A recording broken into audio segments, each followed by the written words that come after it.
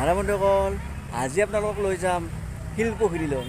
গুৱাহাটীৰ শিলপুখুৰীত ভাইৰেল হোৱা আলু ভাজিৰ সোৱাদ ল'বলৈ এপাক আহিলোঁ ফুৰিবলৈ।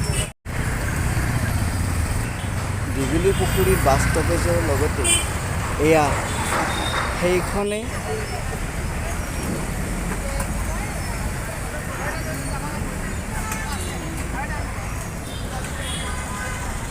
এইখন দোকান, য'ত আলু ভাজি বিক্ৰী কৰি ছ'চিয়েল মিডিয়াত ভাইৰেল হৈ আছে।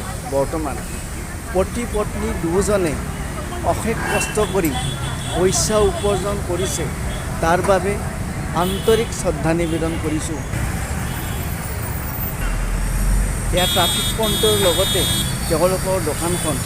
আপোনালোকে এবাৰ আহি তেওঁলোকৰ আলু ভাজিৰ সোৱাদ ল'বলৈ চেষ্টা কৰিবচোন। বৰ ধুনীয়া, টেষ্টি। আহিবচোন, এয়া বেক চাইড তেওঁলোকৰ দোকানত।